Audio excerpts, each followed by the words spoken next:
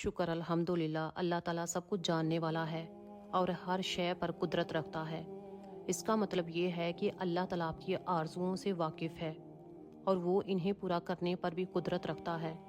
लेकिन अगर इसने अभी तक पूरा नहीं किया तो ये इसका फ़ैसला है और इसकी हिकमत है, और इसमें हमारी भलाई ज़रूर कोई ना कोई पोशीदा है।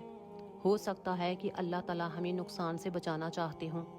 ये भी हो सकता है कि अल्लाह ताला हमें बेहतरीन वक्त पर नवाजना चाहता हो, और ये भी हो सकता है कि अल्लाह ताला इस ख्वाहिश के बदले आखिरात में बेहतरीन इनाम से नवाज दे।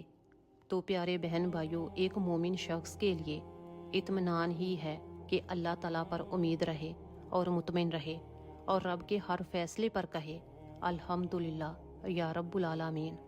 और अल्लाह ताला फरमाता है कि मुझे पुकारो, मुझसे दुआ मांगो, मैं तुम्हारी दुआ को ज़रूर कबूल फरमाऊँगा। क्योंकि रब का वादा पुकार को कबूल करने का है कि बंदा मुश्किल में, आसानी में रब को पुकारे तो वो ज़रूर कबूल करेगा। तो हम लोग असल में दुआ दिल से करते ही नहीं, बहुत परेशान होते हैं, उलझन में रहते हैं, लेकिन दुआ दिल से नहीं करते, दिल से दुआ नहीं मांगते।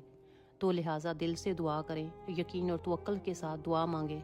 और ये ज़रूरी नहीं कि हम बहुत बड़ी बड़ी चीज़ों के लिए दुआ करें, बल्कि अपनी रोज़मर्रा की ज़रूरियात और रोज़मर्रा के कामों के लिए भी दुआ कर सकते हैं। उनके लिए भी हमें दुआ करनी चाहिए। और ये बहुत बड़ी तौफीक होती है, बहुत फैज़ वाला वो इंसान होता है कि जिसको दुआ की तौफीक मिलती है।